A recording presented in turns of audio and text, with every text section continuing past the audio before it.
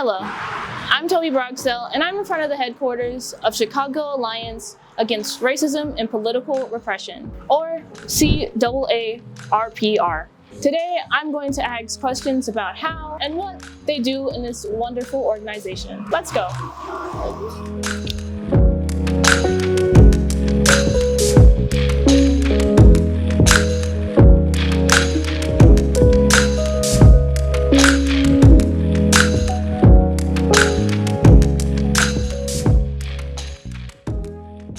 So I will start off from the beginning. My organization is called Chicago Alliance Against Racism and Political Repression. Started out with CPAC. CPAC, the meaning of CPAC was Empowering Community for Public Safety and Civilian Police Accountability Council.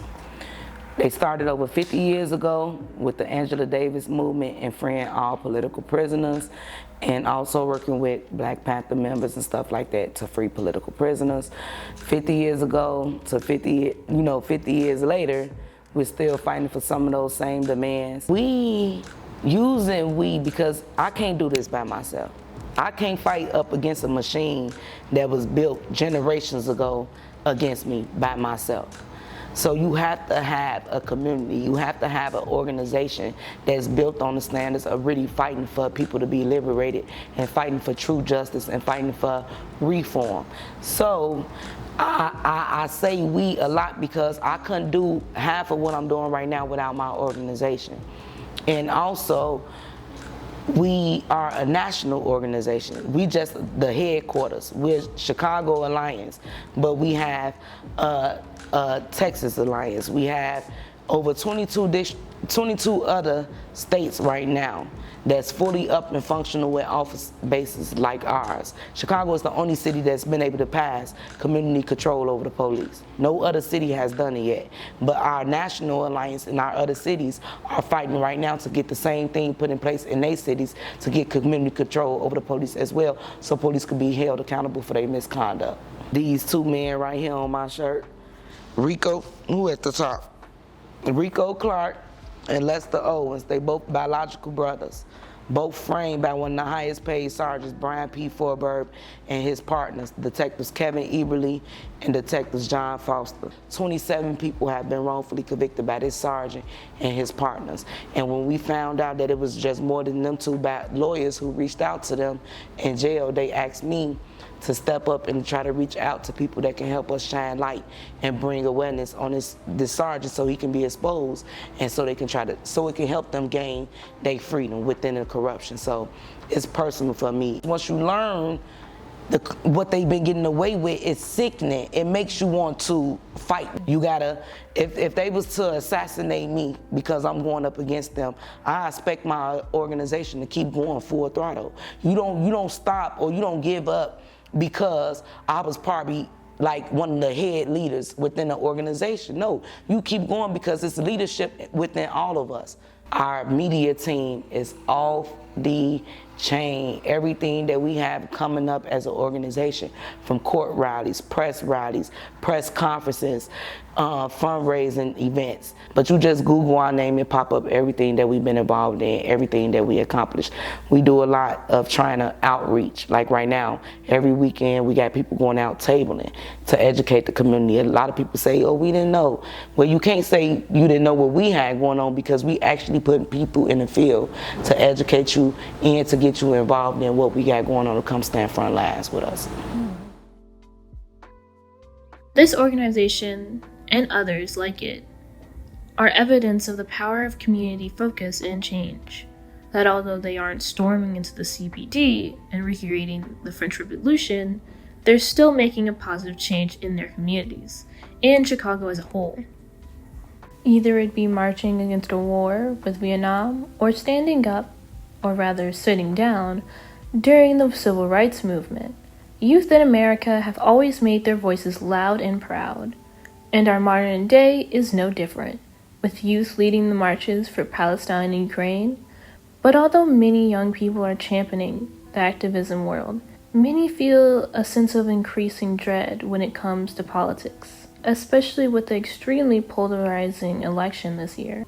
But let's hear from our youth's mouths on how they feel. How do you feel about the current election? I just feel like a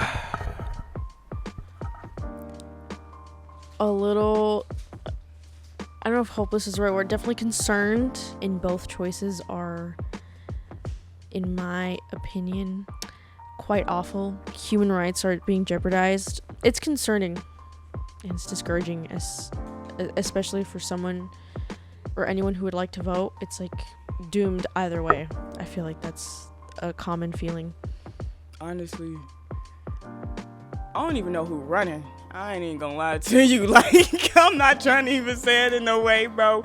I know Trump because I keep seeing Trump.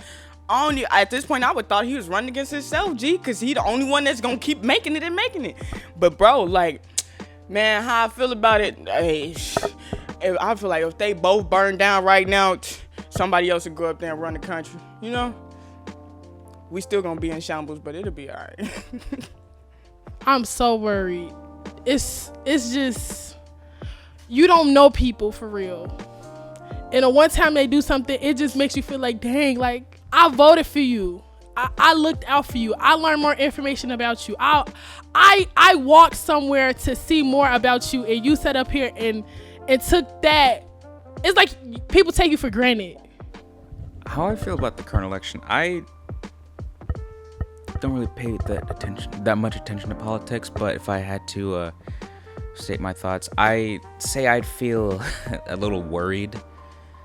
Like, I didn't see the list of stuff that Trump wants to do once he is elected and stuff like that, and it's heartbreaking. I ain't gonna lie, like, it's sad, bro, because it's like, even if it ain't got nothing to do with us, but like people over the years, just as like generations as a whole, you know, ancestors and generation, all these people, he basically trying to put us all like back in a box and make us, you know, have to work for all this stuff that we didn't work for all over again. So it's like, yeah. I have accepted that, you know, what's gonna happen is gonna happen, but I would hope, I hope for change. I'm hopeful, but it's not looking good so far. Yeah, the president election, it's stupid right now. I really don't like it. It's not entertaining. It's not like hopeful. It's really not that great, in my opinion. There seems to be an agreed upon consensus that politics is a touchy subject. But the good thing is that it doesn't have to be. What needs to be understood is that little things help the broader picture, and that it's important to start out small within your community and local government. On the base level, local politics is important because, I mean, it really is who represents you on like the statewide level. And I think of something that is a small thing that I think of but represents a bigger issue is like, you go into certain neighborhoods in Chicago and there's potholes everywhere. And it's like, why are there potholes everywhere? Like, why isn't this being fixed? And it's like, oh, well, I'll call my alderman because that's who's in charge of, you know, keeping my neighborhood clean, keeping the streets like paved and safe for people. And then it's months later and the potholes aren't being fixed. Like, nothing is done to clean it up, and it's frustrating. And I feel like that is just one example to show a bigger issue of how people in certain neighborhoods want specific changes made in their neighborhoods, and they're reaching out to their older people or city council members, and it's taking months or years for something to be done about it. And I feel like there's power in numbers. Like, I feel like it is so powerful as a community and as a group of people to say, hey, if you want to be my city council person and represent me for a certain amount of time and get my vote, you need to earn it by doing your job and meeting, like, you know, these needs for my community. It represents you, and then it bleeds into other parts of politics. So that's why I think it's important. We as a people need to unify in our communities. If we ever hope to change a nation, we need to demystify the romanticized version of revolution and liberate the people around us. Think about how you and your neighbors could help each other out.